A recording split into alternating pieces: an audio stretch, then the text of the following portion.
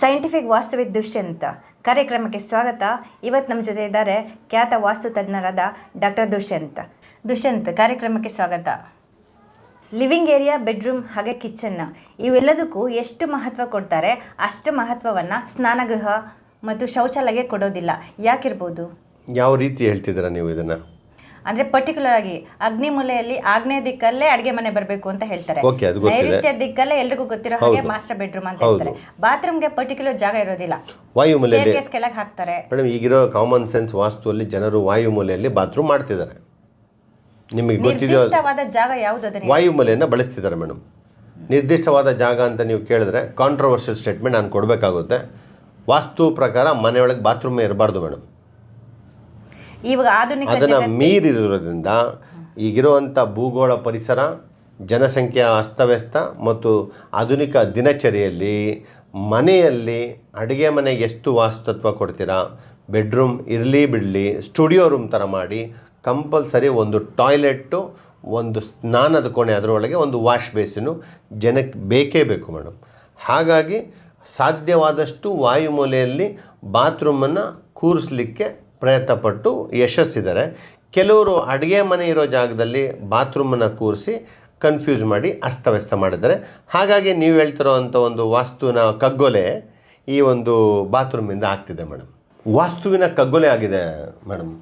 ಅದು ಹೇಗೆ ಹೇಳ್ತೀರಾ ವಾಸ್ತುವಿನ ಕಗ್ಗೊಲೆ ಬಾತ್ರೂಮ್ನಿಂದನೇ ಅಂತ? ಅನಿವಾರ್ಯ ಪರಿಸ್ಥಿತಿ ಆಗಿದೆ.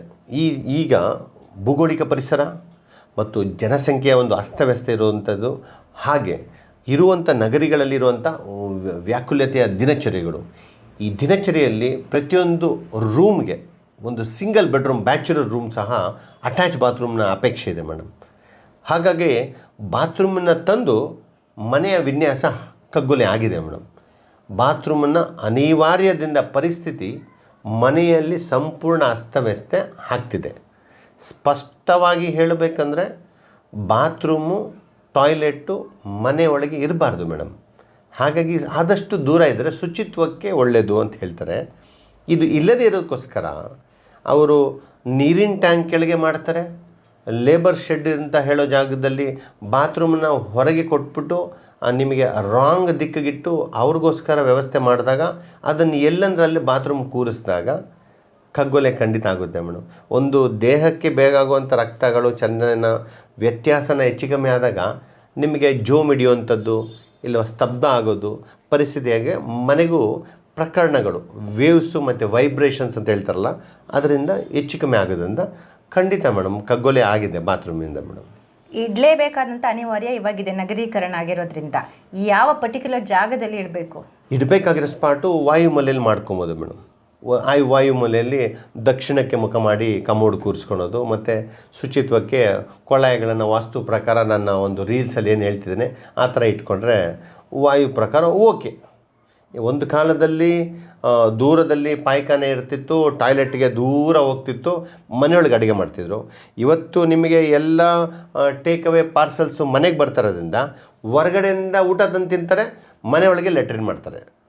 ಈ ರೀತಿ ಪರಿಸ್ಥಿತಿ ಇರುವಾಗ ಅವರು ಎಲ್ಲದಕ್ಕೂ ಅಡ್ಜಸ್ಟ್ ಆಗಿದ್ದಾರೆ ಮೇಡಮ್. ಒಬ್ಬೊಬ್ಬರಿಗೆ 2 ಲಕ್ಷ 3 ಲಕ್ಷ ಸಂಬಳ ಇರೋರಿಗೆ ವಾಸ್ತುವಿನ ಪರಿಮಿತಿನೇ ಗೊತ್ತಿಲ್ಲ ಮೇಡಮ್.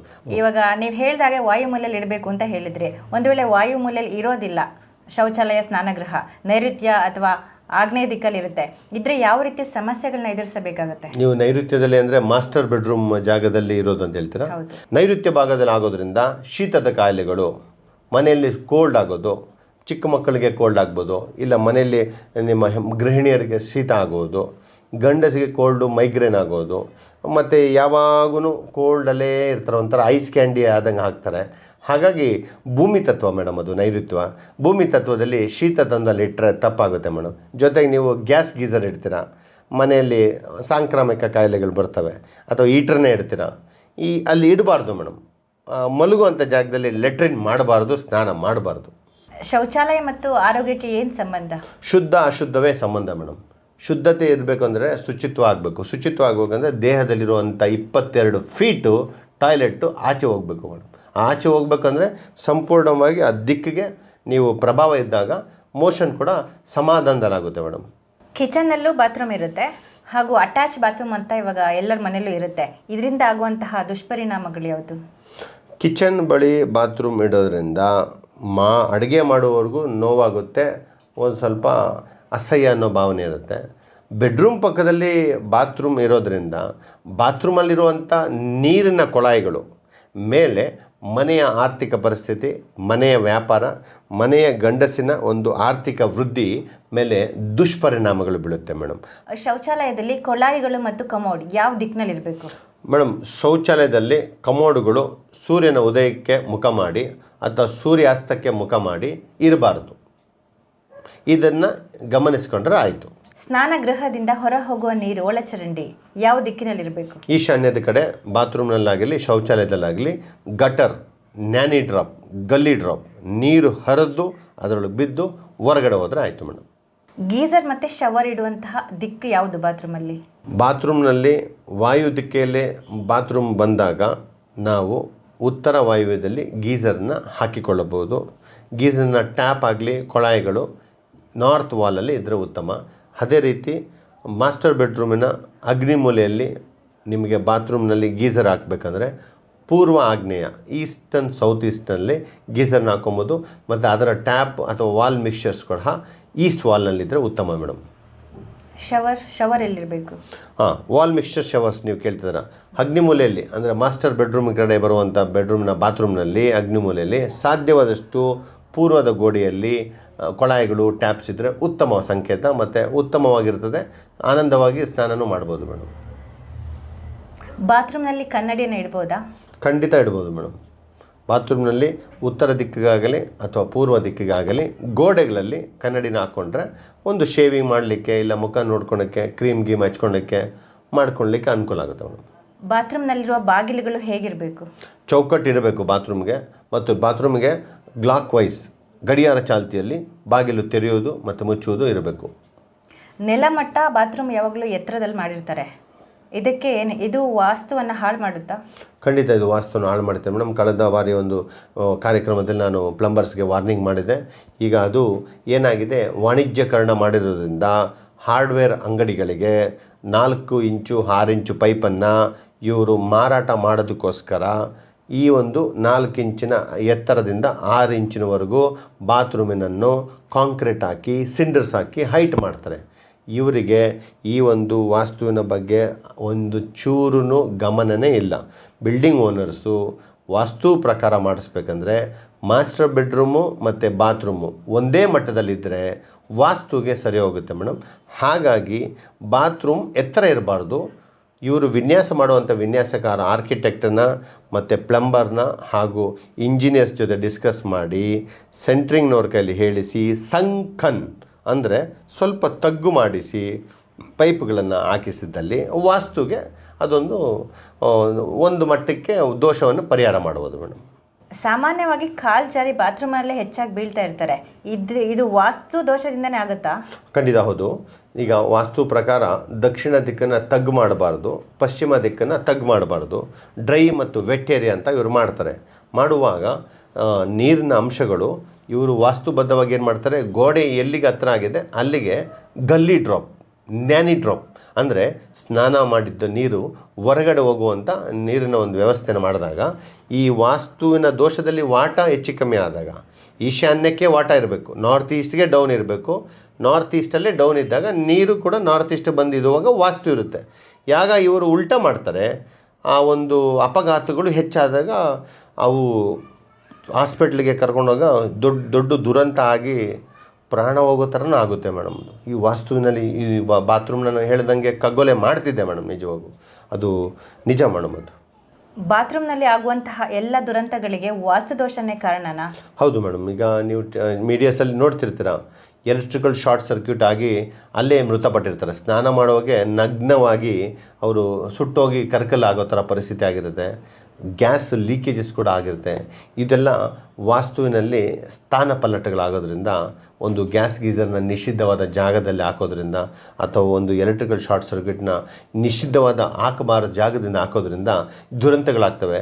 ಇದು ಸರ್ಟನ್ ಸ್ಮಾಲ್ ಟಿಪ್ಸು. ಬಾತ್ರೂಮ್ ಅನ್ನೋದು ಜಸ್ಟ್ ಒಂದು 4 ಫೀಟ್ ಬೈ 6 ಫೀಟ್ ಇರೋದ್ರಿಂದ ಭಾಳ ಸಿಂಪಲ್ಲಾಗಿ ನಾನು ಅದನ್ನು ಹೇಳಲಿಕ್ಕೆ ಇಷ್ಟಪಡ್ತೀನಿ. ಸ್ನಾನ ಮಾಡೋದೇ ಉಂಟಂತೆ, ಹುಷಾರಾಗಿರಲಿ, ಜೀವ ಕಳ್ಕೊಳೋ ಥರ ಸ್ನಾನ ಮಾಡೋದು ಬೇಡ ಅಂತ. ಮೊದಲೇ ಹೇಳಿದಂತೆ ಕಗ್ಗೊಲೆ ಆಗ್ತಿದೆ ಅಂದರೂ ಇದು ಕಗ್ಗೊಲೆ ಮಾಡ್ತಿದೆ ಮೇಡಮ್. ಹಾಗಾಗಿ ಗ್ಯಾಸ್ ಗೀಸರ್ಸು ಸ್ಪಷ್ಟವಾಗಿ ಪೂರ್ವದ ಆಗ್ನೇಯಕ್ಕೆ ಬರಲಿ, ಎಲೆಕ್ಟ್ರಿಕಲ್ ಗೀಸರ್ ಪಾಯಿಂಟ್ಸು ಪೂರ್ವ ಆಗ್ನೇಯಕ್ಕೆ ಬರಲಿ, ಹಾಗೆ ಈ ನೀರು ಹರಿಯೋದು ನಾರ್ತ್ ಈಸ್ಟು ಈಶಾನ್ಯದಲ್ಲೇ ಹೋಗಲಿ ಮೇಡಮ್. ಇಷ್ಟನ್ನು ಮಾಡಿಕೊಂಡ್ರೆ ಸಮಸ್ಯೆಗಳೆಲ್ಲ ನಿರಾಯಾಸ ಇಲ್ಲದಂತೆ ಮನೆಯಿಂದ ಸ್ನಾನ ಮಾಡಿಕೊಂಡು ಅಥವಾ ಟಾಯ್ಲೆಟ್ ಮುಗಿಸ್ಕೊಂಡು ಹೊರಗಡೆ ಬರ್ತಾರೆ ಮೇಡಮ್. ಆಧುನೀಕರಣ ಹೆಚ್ಚಾದಂತೆ ಶೌಚಾಲಯದ ಒಳಗೇನೆ ಡ್ರೆಸ್ಸಿಂಗ್ ರೂಮ್ ಅಂತ ಇರುತ್ತೆ, ಅಲ್ಲೇ ಬಟ್ಟೆ ಚೇಂಜ್ ಮಾಡಿಕೊಂಡು ಬರುವಂಥದ್ದು. ಇದು ವಾಸ್ತುವಿಗೆ ಯಾವ ರೀತಿ ಎಫೆಕ್ಟ್ ಮಾಡುತ್ತೆ? ಖಂಡಿತ ಅದು ಎಫೆಕ್ಟ್ ಮಾಡುತ್ತೆ. ಯಾವಾಗ ಅಂದರೆ ವಾಸ್ತುವಿನ ಲೆಕ್ಕಾಚಾರದಲ್ಲಿ ಬಾತ್ರೂಮು ವಾಯು ಮೂಲೆಯಲ್ಲಿ ಅಗ್ನಿ ಮೂಲೆಯಲ್ಲಿ ಇರುವಂತೆ ವ್ಯವಸ್ಥೆ ನೋಡ್ಕೊಬೇಕು. ಬಾತ್ರೂಮನ್ನು ಈ ಒಂದು ಲೆಕ್ಕಾಚಾರ ಮಾಡಿಕೊಂಡಾಗ ಇವರು ಮಾಡುವಂಥ ವಾಕಿಂಗ್ ಕ್ಲಾಸೆಟ್ ಅಥವಾ ಡ್ರೆಸ್ ಚೇಂಜ್ ಮಾಡುವಂಥ ರೂಮು, ಪೌಡರ್ ರೂಮು ವಾಸ್ತು ಪ್ರಕಾರ ಇದ್ದು ನಾನು ಹೇಳಿದಂಥ ಇಂಗ್ರೀಡಿಯೆಂಟ್ಸು, ಕಮೋಡನ್ನು ಕೂರಿಸೋದು, ಸ್ನಾನ ಮಾಡೋದನ್ನ ಕೂರಿಸೋದು, ಗ್ಯಾಸ್ ಗೀಸರ್ ಆಗಲಿ ಅಥವಾ ವಾಲ್ ಮಿಕ್ಸ್ಚರು ಅಥವಾ ಹೀಟ್ ಪಂಪ್ನ ನೀರನ್ನು ಕೂಡಿಸೋದನ್ನು ಇವರು ವ್ಯವಸ್ಥಿತವಾಗಿ ಮಾಡಿಕೊಂಡಾಗ ವಾಕಿಂಗ್ ಕ್ಲಾಸೆಟ್ ಕೂಡ ತೊಂದರೆ ಮಾಡೋದಿಲ್ಲ ಮೇಡಮ್. ಈ ಒಂದು ಜಾಗದಲ್ಲಿ ನೀವು ಗ್ರೌಂಡ್ ರಿಯಾಲಿಟಿ, ಹೈಟು ವ್ಯತ್ಯಾಸ ಮತ್ತು ಫ್ಲೋರ್ ಏರಿಯಾದು ವಾಟದ ವ್ಯತ್ಯಾಸ ಮತ್ತು ಅದೇ ರೀತಿ ಬೆಳಕು ಬರುವಂಥದ್ದು, ಕರೆಂಟಿನ ವಿಚಾರನ ಸ್ಪಷ್ಟವಾಗಿ ಸರಳವಾಗಿ ವ್ಯವಸ್ಥಿತವಾಗಿ ಮಾಡಿಕೊಂಡಾಗ, ಕನ್ನಡಿ ಹಾಕೋದು ಸಹ ಅಷ್ಟೇ, ಬ್ಲಾಕ್ ಮಾಡೋದು ಸಹ ನೋಡಿಕೊಂಡಾಗ ವಾಕಿಂಗ್ ಕ್ಲಾಸೆಟ್ ಕೂಡ ಸಮಸ್ಯೆನೇ ಅಲ್ಲ ಮೇಡಮ್. ಸಿಂಪಲ್ ಆಗಿ ನಾವು ಬಾತ್ರೂಮಲ್ಲಿ ಯಾವ ವಿಚಾರವನ್ನು ಗಮನಿಸಬೇಕು?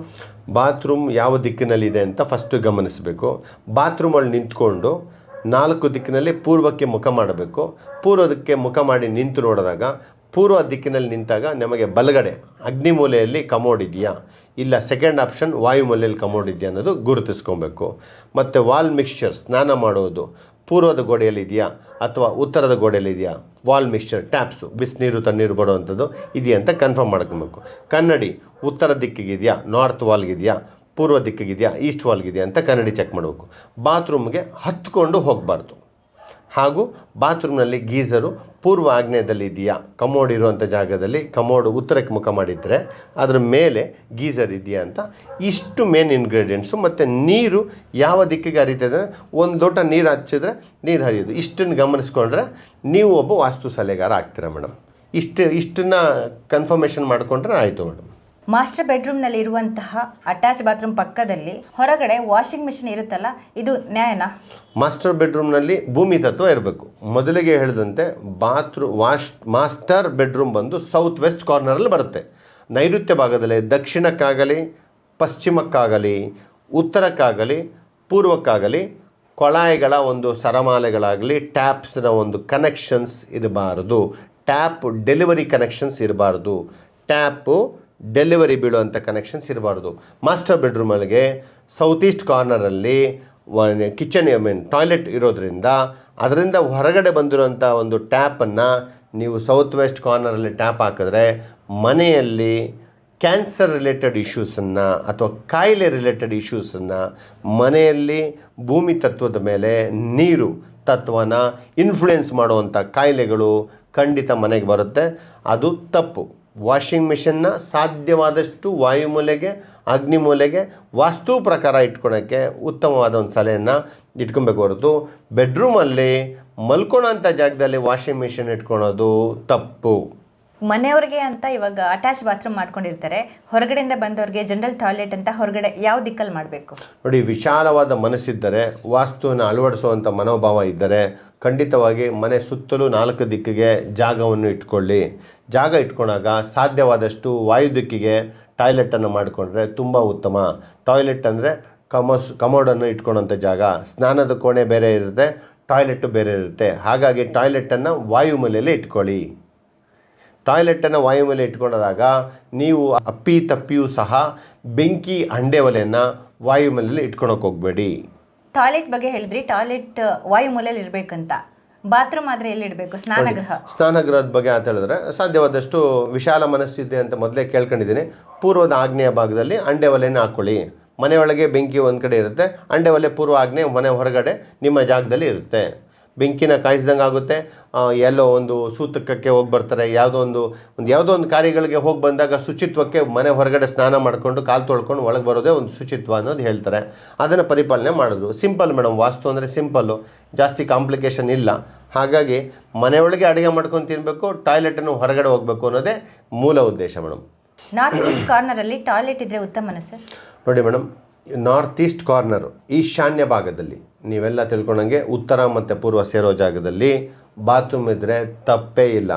ಕಂಡೀಷನ್ ಏನಂದರೆ ಮನೆಯ ಸಂಪೂರ್ಣ ಫ್ಲೋರ್ ಲೆವೆಲಲ್ಲಿ ಈಶಾನ್ಯ ಭಾಗ ಎತ್ತರ ಇರಬಾರ್ದು, ಫ್ಲೋರ್ ಲೆವೆಲ್ ಇರಬೇಕು.